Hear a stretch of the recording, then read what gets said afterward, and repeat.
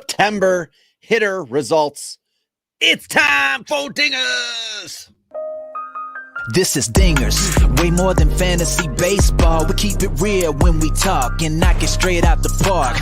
Let's see the stats. What's the average draft position? What kind of plays you making? Check the wins above replacement. Check the lineups and the points. This I gotta see. What's your path to victory? Are they aiming for a dynasty? Get points going head to head. Please don't do me no favors. We're always watching waivers. Ain't no minor league. This is major. Yeah, Dingers. Let's go. Welcome to Dingers, the only fantasy baseball podcast for smart people. It's definitely not Devin Williams that wins you championships. That's why week in and week out, we're delivering tips and strategies to help you live that straight up OG lifestyle. Tyler Childs joined again by Robbie Baseball from the Murder Room. Robbie, how you doing today, buddy? I'm good. Thank you for asking. Just focusing in on the Buffalo Bison logo, as that is the most successful team in the Toronto Blue Jays organization, as they are in the midst of losing potentially to the Seattle Mariners in the wild card tie. Remember Seattle? That'd be fun. I mean, 9-1 in their last 10. You know, I think people obviously sleeping on them, but I mean, let's be serious. Oakland is literally laying it down.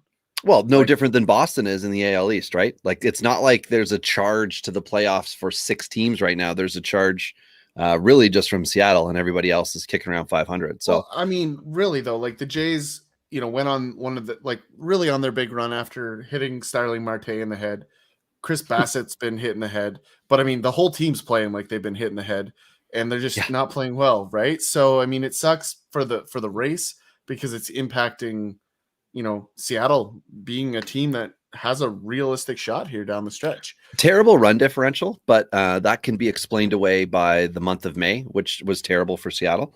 And, you know, they got crapped on at the trade deadline when they first traded away Kendall Graveman, to division rival Houston. But in the meantime, they had a deal in place with Tampa Bay, and, you know, now everything's better and they've got more controllable assets, which we here in the North know is a big thing and an exciting term to throw around. But that's not what we're talking about tonight is MLB playoffs. We're talking about September and September results for players, and if that's going to be of any importance moving forward. And we're going to talk about some of the league leaders in 5x5 categories over the last 30 days for hitters. So average, runs, RBIs, home runs, and stolen bases. And the stolen base leader, Ty, is shameful. Yes. I mean, it's the only thing he's doing, but I love it. We'll discuss, right? Well, and I think before we do, you know what we got to do, right? Well, we got it. A long time ago, someone decided to put stuff in glass bottles. In some of these bottles, they put juice or milk, and that was stupid. Today, only alcohol and a few other products remain in the containers from the gods. It's time for beers and bourbon, because good advice only comes in a bottle.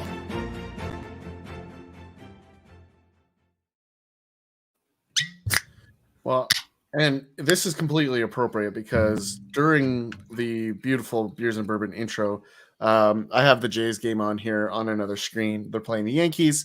For those of you not listening live, it is September 29th. They're playing the Yankees. They were up 4-0, and Blue Jay killer Kyle Higashioka just hit a tying single to score 2 runs here in the top of the 7th. So it's safe to say, as predicted weeks ago on the podcast, the Jays will miss the playoffs, and tonight will be the camel's back breaking if they lose this game. I think it's all but over if they lose tonight. Yeah, you needed them, and you got Boston playing Baltimore, losing games, and you're not making it up against the team that you need to beat in the Yankees. So, yeah, it's you're hurting yourself extra here. But anyway, Ty, I am just enjoying a fine Pilsner tonight. It is Miller time for me, having a Miller Lite. I guess I'm drinking a lot of this right now. I only have a few left, so I will be going to the LCBO to get a variety shortly. What do you got going down the gullet? before I say that, I got to make a comment because pretty much since you brought the American beer into our podcast, the Jays record has been going south. So I think you are solely to blame um, by crossing the Sure. border for your beer choices. I didn't. Uh, Well, I crossed the border, yeah, for the choice, but I didn't cross the border to get Correct. it. So Well, yeah, well, Can't you do wouldn't be in the that. podcast. You'd be in jail or something if you. crossed Govier is the border. only podcaster that crosses into Canadian territory and goes back to America. Yeah, he's just flaunting at it. Elijah Craig for me. Mm. We're getting near the end of this one. This is a nice one. I mean, it doesn't get a lot of mention by a lot of people.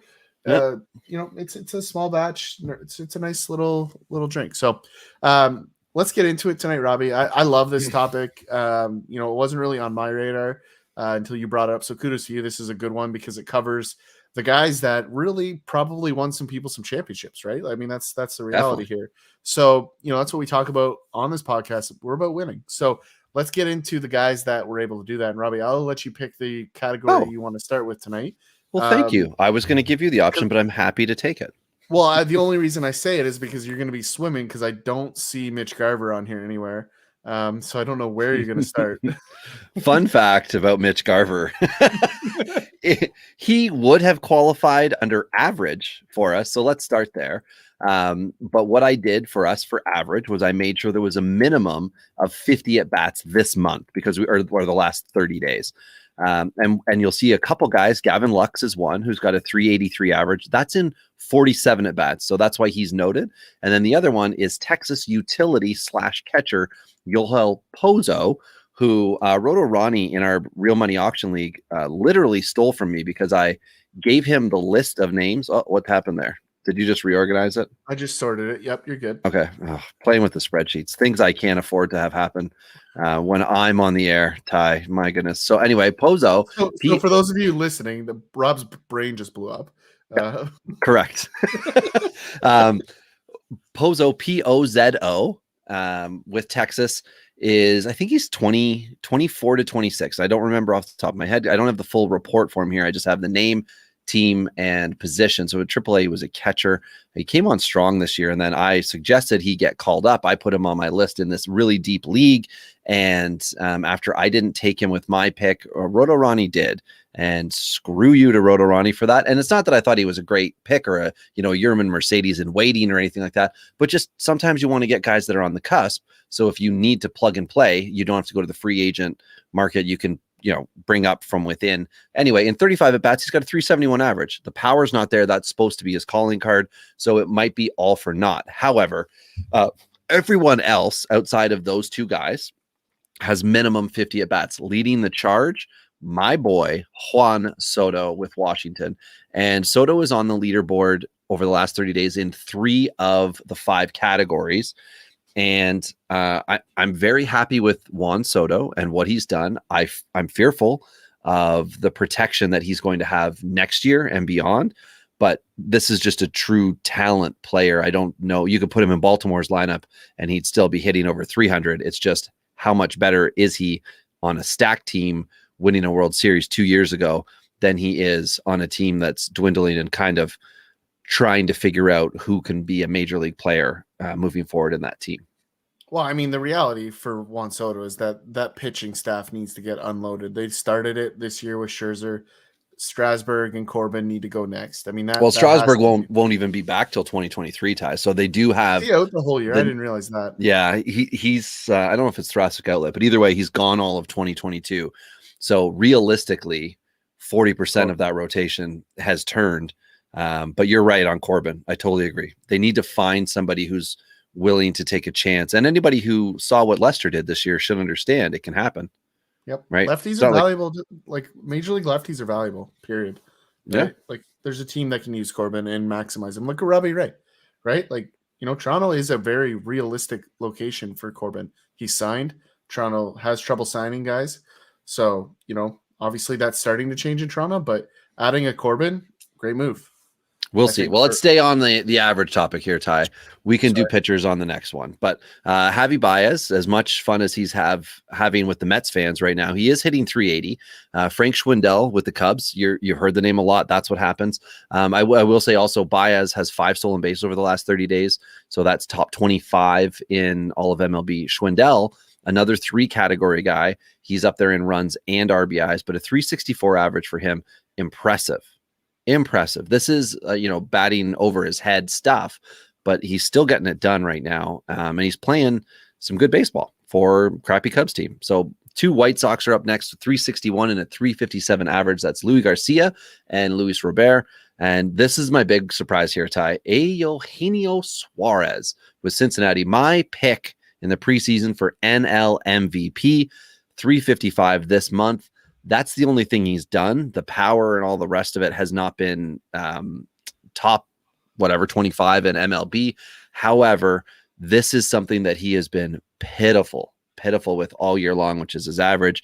A little bit of a, turn the corner moment, maybe. I don't know. Certainly a good way for him to end the season, putting the ball in play. Yeah, I completely agree. This group of guys is really interesting. Like, you've got a couple guys that are supposed to be stars in Baez and Soto, in Robert. Suarez is supposed to be that guy. We definitely both thought he was going to be better this year. But then you got guys like Leury Garcia, Frank Schwindel. Like, what are they doing in there? I mean, Schwindel has obviously been a nice surprise for any fantasy owners that rode that hot ticket down the stretch. Leury Garcia, I mean, he's the kind of guy that just, helps you win a championship by filling a gap, right? And that's exactly what he would have done for people down the stretch. Is exactly that. So a really interesting kind of mix here. And then you get a little further down and you have Luis Torrens in Seattle, Bryce Harper, who has just been an absolute stud in the last 30 days, Harrison Bader, who finally took off the tight t-shirt and now is able to free swinging 350 batting average. Just a great list. And his teammate Goldie, who has just been an absolute rock star. And Goldie, MVP, I think, is the only 4 category guy this past 30 days. So home runs, RBIs, runs, and average. Hold the phone. No, what? There's 2 other guys. There's are there? Teammate Tyler O'Neill and Toronto Blue Jay Teoscar Hernandez are also 4 category studs. Never heard of them. Days. Well, anyway. Okay, I see the rest. So what you do here is you scroll down. I got it.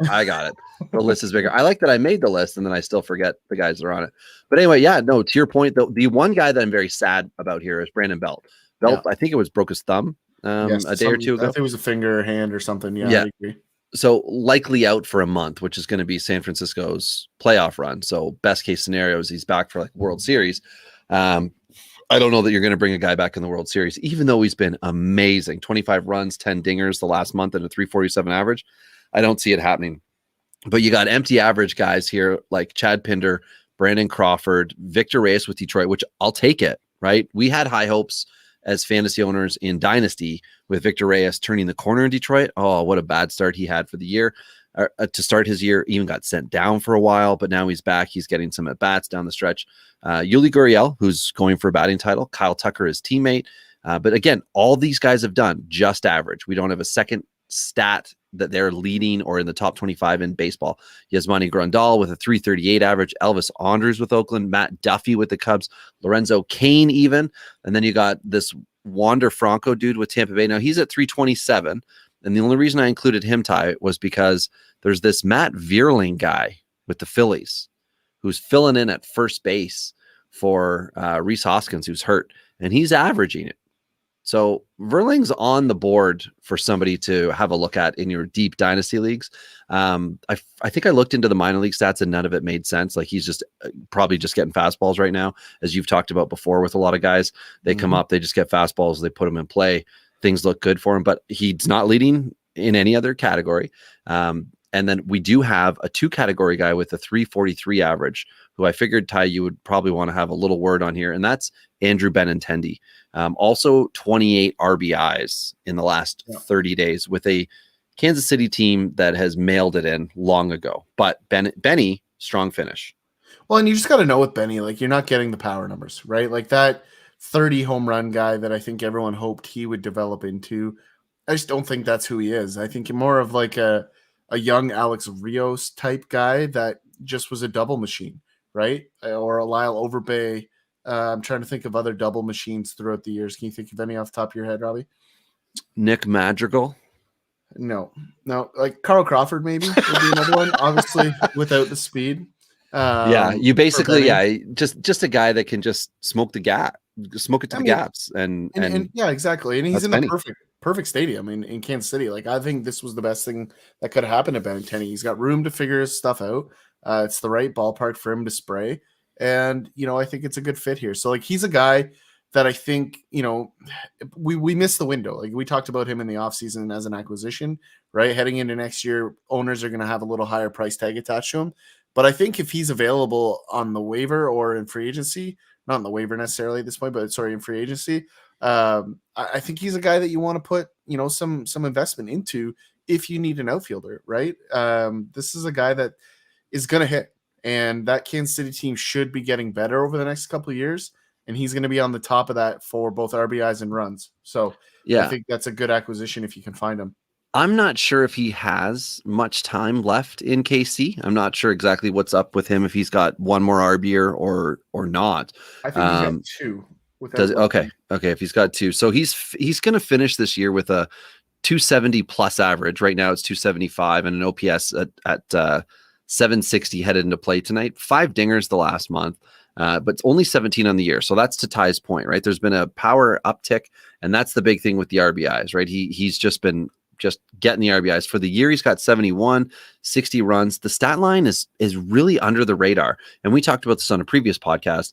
Everybody that can finish just below a round number, so below, like say a 20 home run, below 15 stolen bases, those are the type of below 80 RBIs and below 70 runs. Those are the guys that all get forgotten about, who can make very minor adjustments and then all of a sudden tick up.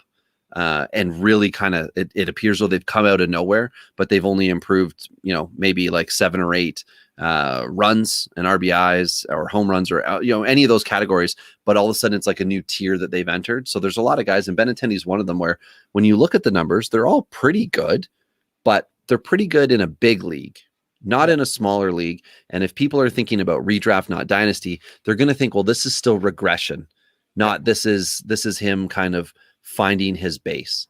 And I think with Benintendi, he could very well be an intriguing addition for your dynasty team. So I guess I'd cut it short that I thought we were kind of done with average guys, but there are a few who have overlap here. You had mentioned Tyler O'Neill, 324 average. Vladimir Guerrero Jr., 321. Teoscar with a 320 average. And Stanton, 313, headed into play tonight. Absolute villain the last 2 or 3 weeks. He's been on fire. Yes. And I mean, we all know the power is insane with a guy like Stanton, but the health has always been the concern. And what's he, a 3 category killer right now? So I picked average. Ty. That's the big one for me for average. Where do you want to go next? Runs, RBIs, home runs, stolen bases. I'm always a runs guy, so I always like to spend some time in that. You have the runs. That's right. Yeah. That's right. So let's get into that. And naturally, I mean, the top of this list, like, come on, like, just look at this for me. This is the Ty list right here. So I just love this so much because the top of this list are 3 of my guys. I got Goldie, Tyler O'Neill, and Teoscar Hernandez right at the top of the list. A little bit further down, Jose Altuve is one of my guys. So there's a great list here. So some of the surprises just behind those first 3, Lane Thomas, a guy that is basically just getting on base and letting Juan Soto do his thing. That's John Lester trade right there, just so everyone knows. Lane Thomas to St. Louis, from St. Louis to Washington for Lester. Now, the one thing I do want to say on Lane Thomas, like I'm not saying this guy's a bad baseball player, but I do think he's reaping the rewards of a red hot Juan Soto, and the fact that he's at the top of this Nationals lineup. Like, that is not a place that he's going to live, I don't think.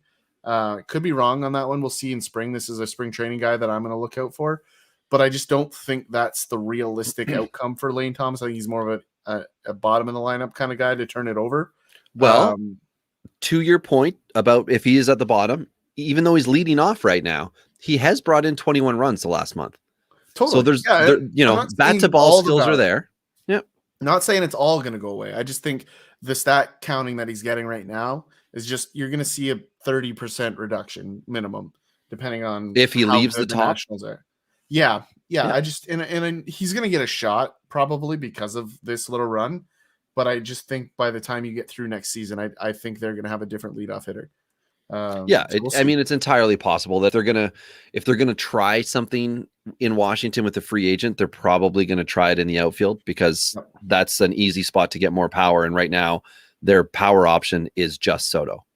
Yep, exactly. And I don't think that the batting average is going to be there long term for him, based on what we've seen in the short career so far.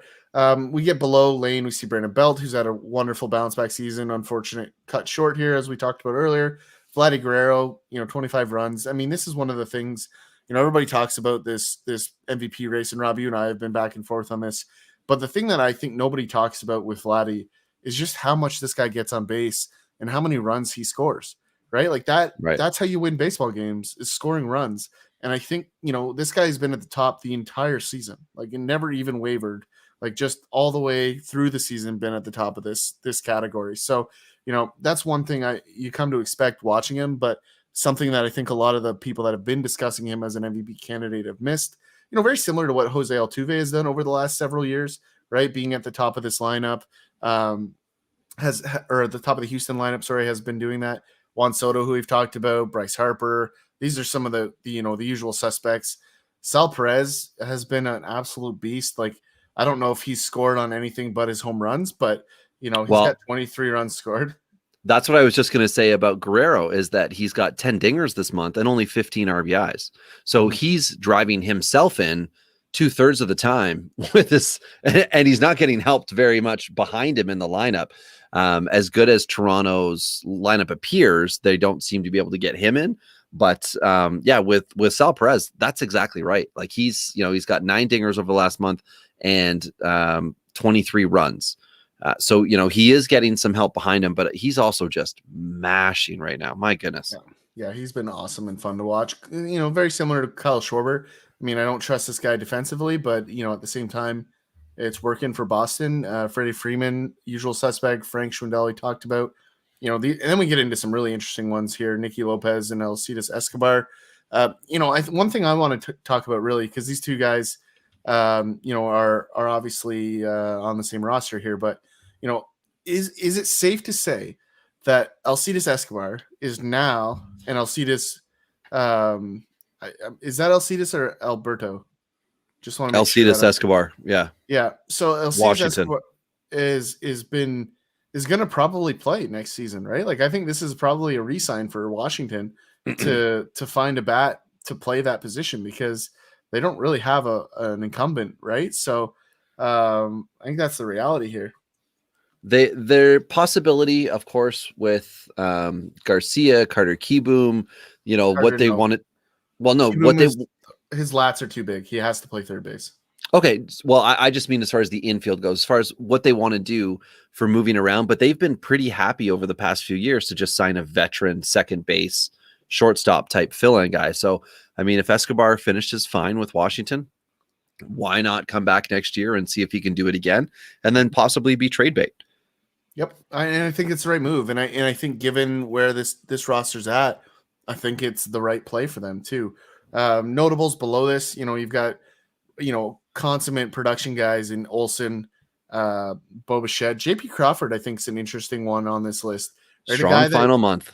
Well, I mean, quietly strong season, right? Yes. Like, honestly, this guy doesn't get enough credit because he's really good defensively, and he's got a great hit tool. Like, he really does. Like, is he going to hit 40 home runs? Never. But, these old school production lines, are starting to come back. And, JP Crawford, I know I talked to Billy B in one of our leagues heading into this season, and I tried to offer him JP Crawford because I had some depth at shortstop, and he just totally dismissed it. And I think in retrospect, Billy B would probably like to do that trade because it would have made sense. And so, this is a great list. I love this list because, runs for me is one of the easiest categories to win, because people make really terrible assumptions about run totals. And so for me, it's really easy because of guys like Lane Thomas. People will make an investment thinking he's going to be the guy next season. So I'll do a quick count. Yeah, go ahead. a quick count here on the guys who are, because a lot of, to your point, Ty, people just think runs happen. And a lot of it is, I'm going to get a power bat. He's going to get a ton of runs, and I'm going to be competitive in runs every week, in RBIs, and in home runs, right? You get a power bat, they think 3 categories automatically. Well, we've got 1, 2, 3, 4, 5, 6, 7, 8, 9, 10, 11, 12, 13 of the 20 guys leading in runs are not also in the top 25 in home runs. Yeah. So 13 guys getting more runs in than they're providing power. And that amongst that list of guys who are doing both are serious power threats right now in Sal Perez, Guerrero, Teoscar, Tyler O'Neill, Goldie. And then you do have somebody like Brandon Belt, who's just had a strong month and also has 10 dingers. So it is interesting. And a little bit here on Escobar for any of the dynasty owners out there who are thinking, what's the deal with Alcides Escobar? So he came over in a trade with Kansas City because there wasn't roster room for him. He'll be playing next year at 35. Hitting second with the Nats right now and playing shortstop, but that's because we've got an injury to Garcia. Or sorry, no, Garcia's playing second base. My apologies. So Escobar got, after the trade, Escobar got shortstop, and yeah, he's hitting second, and he's a free agent after the year. So Escobar was always a great hitter. Like, he was a huge piece of those Kansas City World Series teams, right? Like, this shouldn't surprise you that he is finding his way on base and scoring runs, right? Because that was never really the issue with Escobar. It was really just the power and the contract, right? I mean, that's what it came down to in Kansas City, was just, listen, we paid you, now you're losing production, okay, bye, right? Like, that's really what it came down to. So, but I do think the big takeaway for me on this list is you're starting to see a push away from just purely OPS again, right? Like, you're starting to see other teams try to find competitive ways to win. And I think the hit tool is starting to be important again, right? So guys like your favorite Madrigal are going to be guys we want to talk about in the future. Can't wait till 2022. Yeah, I think 2023 is really where you're going to make some hay. Well, I just in general, just to have him back, it's been a while, and when we get into the offseason, what happens to a guy who's out for the year? Nobody talks about him, right? Yep. So you either quietly go about trying to acquire him, but when people look back at his stat line, they're going to be like, in our home league, Glenn, they're going to say, hey, there's some potential here. So they're not just going to give him away. And anyone who saw what happened, he gets traded to the Cubs are just going to give him the leadoff spot. So you may as well, consider it to be a difficult acquisition, but possibly one worth making on any of those guys who have missed rest of season time this year. So, and one guy who basically missed all of the season and is coming back now, it moves us on to the next category here, Ty, in stolen bases. So I did anybody who has had 5 or more stolen bases the last 30 days. Leading that charge is Alberto Mondesi with Kansas City. He has 13. That is the only thing he is doing remotely well. I think he's hitting under 200. And I remember having a detailed explanation of why I was not a Mondesi truther. I remember somebody was trying to have a Twitter argument with me, and I was just trying to explain to them there are a lot of troubling things here with Mondesi, and at some point it might not, work out too well. Now, yes, he finished last year as the top fantasy player in the month of September. This year, injury-riddled season, but that's 2 dynasty seasons where you've got one dominant month out of a player who has huge value if you had traded him, all these things going for him if he's not on your roster but was. If he is on your roster, you've probably struggled in his absence. So 13 stolen bases. He almost doubles the next group of guys, which is Jose Ramirez, Yanni Hernandez, Tommy Edman. So Yanni Hernandez, who we all just agreed, who in the HE double hockey sticks is that? That's a Texas speedster. All right. 7 stolen bases this month. He's not the only Texas speedster. Leody Taveras. Remember Leody Taveras? He has 6. We need a homer timeout really quick. Oh, okay. Clay Holmes, who has been absolutely filthy over the last couple weeks, just came in to pitch in the 8th inning. And I was just thinking in my head as you were going on about speed, which I don't care about because I never ever pick stolen base guys ever. And so I'm just thinking, like, you know what, Clay Holmes is really good. And then Bo Bichette just inside out a pitch that was about 2 inches off the plate into the right center, bleachers. And it is now 6-5 Toronto. And that was just a very, very filthy home run, which, as a brief note, just Bo Bichette's really good at baseball. Oh, okay. Just a brief pause there as we're talking about Dynamite drop in, Monty.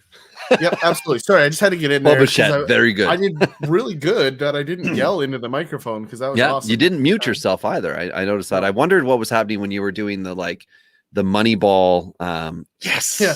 Yes. The trade moment.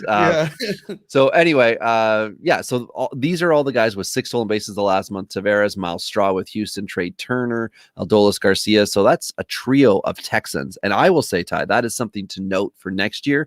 Very much like Kansas City Royals, how they may suck, but they steal bases. Those are places you can look for some stolen bases if you need it. Cedric Mullins rounds out the group that had 6. Now there's only 4 dudes with 5, and that's Ke'Bryan Hayes with Pittsburgh, which is great to see. Nick Gordon with Minnesota, JT Realmuto, what? And Javi Baez. And Baez is the only guy on this list of stolen base league leaders who has a second category, and we already mentioned it, and that's average. So key points to take away from this: if they're stealing you bases, that's probably all they're doing. So you need to be careful when adding them, even late in the year, because I know a lot of roto guys are like, I'm going to look for my stolen bags in the second half of the season. I'm going to let my team play out the first half and start to make my moves. But if you're doing that, if you're getting, say, like guys who should readily be available, which would be like Yonny Hernandez, Garcia at some point in time was on your waiver wire. Cedric Mullins would have been the same thing. And even, I guess, Leody Taveras for sure, because he could have been drafted and dropped. Miles Straw would have been a similar scenario. If you're picking those guys up, you're definitely punting 4 categories. Yep. And they don't have to dominate in them, but realistically, I mean, look at the list. It's hard to find someone outside of Turner and Javi Baez who are going to help you in multiple categories. Now, going to catchers with JT Realmuto, what a bonus, for sure. Yeah. What a bonus. But again, that's all you're getting. So it's not really a strong category. Ty, I think the final 2 are going to go kind of hand in hand with each other, but we'll find out. We'll see some separation. So which one do you want? Do you want the man who drives the runs in, or do you want the man who drives the ball out of the park? Yeah, I mean, I'm going to go to RBIs because, I mean, for me, offensively, these are the 2 anchor stats for me, runs and RBIs, right? I really base most of my teams around those 2 categories. And usually when I do that, you end up with home runs almost as a default, right? So, this list is really interesting. Lourdes Gurriel is the leader in September. Not surprising. He has like 4 or 5 grand slams in September. So that's super helpful when it comes to the stat of runs batted in. Behind him, the guys that we've talked about a little bit already: Tyler O'Neill, Teoscar Hernandez, Andrew Benintendi, Nicholas, soon to be free agent after an opt-out, Nicholas Castellanos, Sal Perez, Bryce Harper, Adam Duvall. A lot of guys that you would tend to expect. Adam Duvall is maybe a shock to some, but we've talked about it, how good he has been in Atlanta since he got there. And even in Miami, he's just been strong. I think I don't know exactly what his age is, Ty, if he's like early 30s or something. Isn't I think like wherever 24, like he just has been here forever, and he feels, No, he's not like Rudin Odor. You're like, oh, he's only 28, but now that's he's just because Rudin shaved. Yeah, that's true. Just like he has his stat line, it's been getting thinner and thinner. But I feel like wherever Duvall goes next year, if it is back to Atlanta or if he goes to Miami, wherever, if he gets an MLB deal, he's just going to be an absolute outfield target of mine. Like, why would you turn your back on a guy who has the potential to do good things? Even the last month, although it's not amazing, he's had a 263 average. Yeah. Like, totally fine. Well, I'm going to go early into the free agent conversation with him, and just say Milwaukee. Like, I think that's a perfect spot for him. I'm going to go into that spreadsheet because we are building a spreadsheet for a future episode of that. And I'm going to make sure that he is on it, and I'm going to put that in for you right now. Yep, I agree. Next on the list is a guy that's been an absolute stud for anybody that's held on to him into September's Ian Happ. He might not be in the top 25 of the other categories, but he's got to be close in a couple because he's been quite good across the board. The next guy on the list, obvious stud, and Juan Soto, Marcus Simeon behind him, 11 home runs to go with the 22 RBIs, which we'll talk about as well. Your boy, Mitch Haniger, has been dominant and even better over the last couple of days too. He's been a big reason why Seattle has went 9-1 in their last 10. Absolutely, he's been yes. at the center of that. Aaron Judge, another one of your guys. Austin Hayes, who, if you ask Buck Martinez, he'll go on and on and on about Austin Hayes. Yandy Diaz has been excellent, which is crazy for Yandy Diaz, right? Like, what an annoying fantasy player he is. Hit us up at Dingers Pod if you have Yandy Diaz shares, and tell us how you're feeling. I have one, and that's because I had 3 and I traded 2 of them during the season. Yandy Diaz is so frustrating, especially with Tampa Bay, because the lineup's good, Ty. The situations that they're going to be putting him in are favorable for him, and yet he is so inconsistent with production. And all of a sudden it's September and you're like, I'm done with Diaz, and maybe you made an acquisition to cover his position, and then boom, huge month with RBIs. I just have a very simple rule, and it's silly. I refuse to own Tampa Bay Rays, like on the offensive side, because when you need them in most of my leagues that I play in, I'm in head to head, right? So when I need these guys to be in the lineup, I just don't know if they're going to be there. So I don't trust them to get full production, even though generally, statistically speaking, they're all usually pretty solid in at least a couple categories, right? I mean, well, we can certainly look into the at-bat stuff, Ty. We can do that this offseason and see where they rank amongst others. I think what we should do is challenge listener Roto Ronnie to give us the best roto analysis of the Tampa Bay Rays. And let's see if he can put his money where his mouth is, because I think that would be a really good statistical analysis and an anomaly to see what it is that Tampa Bay does particularly well with the balance of these guys. Like, how many games do they play less than others? How many at-bats? Like, the whole analysis that, Ronnie likes to talk about. So I'm going to put that challenge out to him here today. But the rest of this list is it's kind of weird, to be honest, because you've got some superstars. You've got everybody. Yeah, like you got Goldie, Lane Thomas again, Schwindel again, Lindor, who we kind of glossed over, who's been quietly okay down the last little bit here. I talked about Lindor earlier this year as a guy that I'm going to be buying. This is why right here. Like, this is what we talked about with Rendon when he switched to the American League. Same kind of thing here with Lindor. He will be better than he's been. Is he going to be a top 5 fantasy player? No. Can he be a top 20? Absolutely. And that's my expectation, is that he will be top 20, top 30. And, I'll be buying him where I can. Nolan Arenado is Nolan Arenado. Austin Riley is a guy that we've talked about extensively as a guy that's potentially a future MVP here. And to finish this off, Luis Robert. So a lot of really good players at the bottom of this category here, but RBIs are team dependent, right? So that's very important that you understand that. You have to understand how you're going to get guys on base in front of them. It's the only way you get an RBI. So I like this list. This is the guys that I like to target. Just production guys. That's where I make my money. Yeah, and the note that I have here, Ty, which will also lead us into the guys leading in home runs, is that 14 of the RBI leaders that you just mentioned have 8 or fewer home runs the last 30 days. So again, to your point about power, we've got 22, 23 guys mentioned here.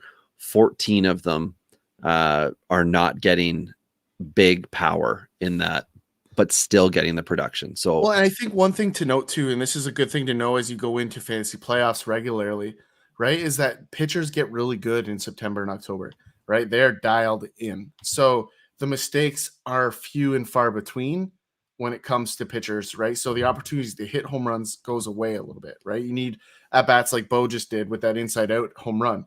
That's how you hit home runs in September, right? So that's why, look at the home run list, and we'll get into it in a second. Like, this is a cream of the crop of home run guys, right? Or power bats. Absolutely. Definitely the skilled players in Major League Baseball are on this list right now. And this is headed into play prior to tonight. So we do know that, I believe right now, Marcus Simeon will be leading. He's got 1 tonight, and that puts him at 12 overall. But if we start from the bottom and drake our way up to the top, we've got Mitch Haniger with 9, as well as Adam Duvall, Sal Perez. Oh, that was so well delivered. I'm sorry. For those of you who didn't catch that was well done. Nick Castellanos and Teoscar, all with 9. In the 10 club, Guerrero, Belt, and Goldie. In the 11 club, O'Neill and Stanton. As we know, Simeon has hit one tonight, so he's got 12. But prior to play tonight, he was at the top with those guys in 11. It's a power packed thing here, right? Like if they're leading in home runs, they've got the potential to do other things. I also tied, just for our purposes here, put the average for all of the guys who have hit 9 or more dingers in the last 30 days. So Haniger has the lowest average in this group at 241, but he also has a lot of RBIs to go along with it. So he's contributing in 2 categories big time and not hurting you. I would say a 241 average does not hurt. Now, if it was 220, yeah, absolutely. You can ring me up for that one. But we've got Sal Perez with a 247 average. Marcus Simeon had 261 headed into tonight. Adam Duvall a 263 average. And then Nick Castellanos with a 277. I would be fine with any of those averages looking at the rest of the stat line, right? 9 dingers and basically 21 or more RBIs from that player. Yeah, I'd be happy with those stat lines in my men's league. Give me, I don't care how fast I'm throwing that curveball. I'll take 277. But you know what? You mentioned it. Like these are the cream of the crop guys, and as I mentioned, they're hitting good pitches. Right, it's the only way you hit home runs. I think Tyler O'Neill's a guy at the top of this list that I've been begging for you guys to pick up in every format that you're in, and he is going to cost a lot in this offseason. Right, he is going to be one of those guys that's at the top of redraft lists, and he's going to be overdrafted, right? That's where we're at with Tyler O'Neill. I got a question for you, Ty. Sure. Where do you think, because we've talked before about ADP, the average draft position in redraft, where do you think Tyler O'Neill might find himself in this offseason? Now, we know it's going to be top 100 for sure. Look at what he's done just the last month, right? Leaderboard central here. Do you think Tyler O'Neill is in the 50 to 75 range or the 76 to 100 range? I don't think he'll be a top, or do you think he'll be a top 50? That's hard to say because there's a lot of bad fantasy players out there.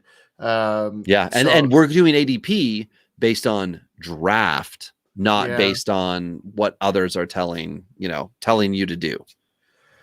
I mean, I would never take Tyler O'Neill inside the top 50, not because I don't love the guy, but because I'm focused on other positions prior to that. So I think that would be my answer to kind of get away from the pressure of answering it, is that I would say just based on the fact that he's an outfielder, I can't put him inside the top 50. I do think he belongs in the top 80. I think that's okay. Where I think he is. So 51 to 80 is your range. Oh, 65. 65 to 75. Like I'm going to give a little regression on the hit tool, but I am going to say there's the upside of power still, right? It really depends on how the league adjusts. And I've said over the years, like he's a smart hitter. He's figuring it out. And I think he's on a very similar, like a Teoscar trajectory, right? Okay. He's coming from swing and miss, but he's smart enough to learn how to hit the baseball. And I think that's what you're going to see from Tyler O'Neill. So that would put, just for everybody who knows, typically when people are redraft guys are talking redraft, they're talking about 15 team leagues. So that would put Tyler O'Neill somewhere between your 5th and your 7th round. That's where, the attorney boss is telling you that might be his value. So if you're trying to get an idea, which is why I was asking the question of what his value could be, think of him in terms of where you would fit other players between your 5th and 7th round in redraft. So if it's a keeper league, and your guys are all, much worse than that or coming back from injury or anything like that, consider O'Neill as somebody that you might look in that value range anyway. Because a lot of the times in keeper leagues specifically, we get questions of, would you trade player X for this round of pick in next year's draft? Well, here's a prime example. If Tyler O'Neill is potentially in your trade and the guy's offering you, say, a 10th round pick, well, no, that's not a good deal for you, right? Tyler O'Neill, depending on how your league settings are stacked up, he's worth more than that, because he would typically, especially in a keeper league where guys are gone already, he's going to go a lot earlier. But if it's redraft, I agree. Like I think Tyler O'Neill would be probably somebody I would want to be my second outfielder. I think if it's I'm not going to bank on him. If it's a keeper format any more than 5 players, like he's a first round pick in my opinion. Okay. Now we did ask the question on Twitter, because now we've gone through all the names and we said, who's somebody who's really been helping you out with your fantasy season. And the one name that I thought was really interesting that we got was Jonathan India. And when I looked, I was like, well, he didn't come up on our board as, having done anything significant in the last 30 days. However, the cumulative has been pretty good, a 260 average, which again fits the profile, right? It's not standing out at all, but an 816 OPS. He does have 11 walks to his 18 strikeouts, which is great to see. 3 stolen bases, 10 RBIs, 17 runs, which is good, not great. 4 home runs, good, not great. But he's been solid. But his whole year has been really good. And Jonathan India is somebody that we were talking a little bit about with the middle infield and what was going on in Cincinnati. He's had a really good year, Ty. 271 average, 840 OPS. What's he going to finish this year at? 21 home runs, probably. If it's with a strong week, he can get 100 runs. He's got 96 right now.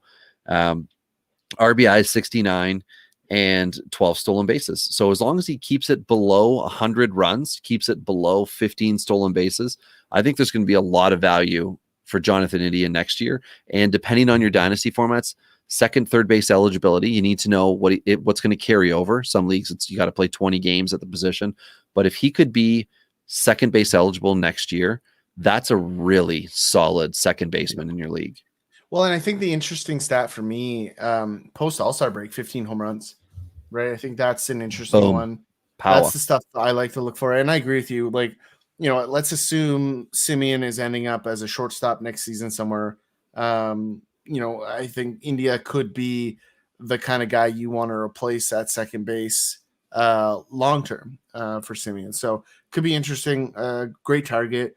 But I do think the cost is going to be very, very high, because I think a lot of people that own him already, and he shouldn't, because of his age and trajectory and dynasty, there's no way he should be available. So I do think he's going to be expensive. That's the only real concern that I have with the Jonathan India is the cost of acquisition. Yeah, and that was from fantasy_T_ball. Aaron, thank you with your picture of 3 cats. Gotta love it. Yeah. You're a baller when you use that many underscores to equal the number of cats in your profile. I mean, that's a win. I love it. Thank you for the question. It's great. So, I think from this list, Robbie, what I want to know, who are the guys that maybe are surprising you on this list with the strong finish, and guys that maybe you're looking towards next year based on some of these things? So Brandon Belt's landing spot was something we were discussing a year ago. Where would he go? It's still on the top of my mind, and I feel like San Francisco is just the obvious option that he would want. But that's going to be a big factor for me, is where Brandon Belt goes and what's my first base situation in dynasty leagues. Typically, I've been fortunate to have anchors there, and we'll see what happens there. Because I've got Alonso into a couple leagues. I've got Votto in a league, and in another league, I absolutely need a first baseman, where I'm getting pounded right now in the World Series in that league because Connor Joe was my first baseman for a period of time in August. And so did you say Cotton Eye Joe? Yeah, may as well. He's not playing Joe. That's what he's doing right now. But that's really one. Quick, did you read? I don't know if you followed closely. I know he was a guy you targeted early. CJ Cron is probably going to eclipse 30 home runs. Just a fun fact. I want, at the end of the year, I wanted to go back through, well, we still definitely can go back through and talk about the guys that were supposed to have these amazing years and the ones that actually did. And CJ Cron is one of the guys who everybody was really disappointed with in May. And look at the end of the year, it's not the worst thing ever. It's a matter of what can he do from here. So, but anyway, in the one World Series that I'm in, Ty, where I did have Connor Joe, Chris Bryant, I had to get slotted over to be my first baseman. But I now have, and this is in the World Series, okay? This is my league final in a 30-team league. I have waiver wire claims Fortes, who's the catcher with Miami, Breivik Valera, who is a platoon bat with the Jays, David Fletcher, who has been really, really bad, Yadiel Hernandez, another waiver claim, all in my starting lineup in this 30-team league. And that's how beat up I am. Now, I do have Ohtani in that league. I've been blessed with JP Crawford's good season, Austin Meadows back and forth, Akil Baddoo, another guy, I told y'all to get him. But it's all about the pitching for me in this league. And I've got a lot of guys who need to do good things with me. But I put my money where my mouth is. I picked up Gerald Cotton He's now on my World Series roster, amongst other pitchers that I am looking for big week from, including Paul Sewald, who has just been amazing and will be horrifically overvalued this offseason for a guy who's had one good season. But guys you asked me about on this list, I'll stay on topic. Andrew Benintendi, I'm very happy and surprised to see that he is having the finish he has. I like it. Bryce Harper, I mean, we shouldn't be surprised, right? 352 average, 23 runs, 23 RBIs the final month, but I'm just glad to see it. I think that's a good thing for him. Yep. And one thing quick on Harper, like I think it's so funny how this guy is just he might be the quietest superstar in the league, and everybody thinks he's the complete opposite. I think it's the funniest thing that he has that reputation, and yet here he is saying nothing, doing nothing except for delivering. I just think he deserves a little more credit than he gets because he's quiet about it and because his stats aren't as flashy. But like this guy still hits 450-foot bombs all the time, and it never gets any attention. And he's making millions upon millions of dollars doing it, right? Yeah. It's just that he's either the villain or he's just somebody that's not as good as he's supposed to be, it seems, in other people's eyes. Batman line? It's like if you live long enough as a hero, you become the villain or something like that. Oh, sorry, you mean something thoughtful. Yeah, we're not talking about Matt Harvey. Yeah. This is Bryce Harper. So yeah, this is just a fun list. I really love this topic. I'd love to hear from everyone, like who maybe isn't on this list that won you a championship, right? Because there's guys out there that delivered. For me, one of the guys on this list that I'm paying attention to because I punt on catchers all the time is Austin Hayes. I think as this team gets better, Austin Hayes is going to be there for at least one more year as the go-to guy. Obviously we're going to see Rutschman probably sometime next year, but I think the reality is I do expect Hayes an outfielder. I'm thinking Austin Wins. Sorry, I get those two crossed up. Yeah. My apologies. So Austin Wins is the guy that I'm thinking and that I'm going to target. So I will backpedal real quick here. I will anti-Drake this conversation. Yeah, I was going to say, you're not going to want any part of the Austin Wins. That was just that was a whiff because Wins has been he would be losing it for you, not winsing it for you. No, but I'm telling you, there's something there with Austin Wins. I'm expecting a step forward there. Pedro Severino would be my Baltimore Oriole pick for catcher. I think he's done. I think Wins is the guy. Honestly, I'm not even joking either. Okay. I'm joking. Drop it. Leave it alone. It's dropped. I dropped it. I dropped it. I'm off it. I left the area where I had dropped it. I mean, Baltimore's made it clear they're not a huge Severino fan for whatever reason, even though he's produced offensively. He came over from Washington because there was nowhere for him to play, and he carved out a role when it was supposed to be Chance Sisco. And he's put together a couple of seasons that are not terrible for a fantasy catcher, but not great. And it's sadly Rutschman's job to lose, of course. But in the meantime, just like we were saying with Willy Adames with Tampa Bay, there's a Wander Franco on the way, but there's also a valuable enough guy that's being devalued because of the prospect hype of somebody else. Well, and I think Baltimore has to do some really deep thinking this season about how they want to play a couple of these guys moving forward because, Mountcastle at first, maybe he's not the long-term fit. Mancini's got to be on the go this offseason somewhere to get some value back. And I do think Austin Wins is going to get some at-bats. I think he's going to win some. So I think they really need to think heavily about what they're doing with Rutschman, who I've been saying it for a couple of years now. But it'll be interesting. So I'm excited. This is really where I like to do my homework. I like to look at this kind of finish, and I like to pair it with what they do in the spring. And I like to find those diamonds in the rough. I mean, that's what I like to find. So I'm looking forward to it. Robbie, it's been another great evening here. I think it's a good spot to leave it. So until next time, it's been Tyler.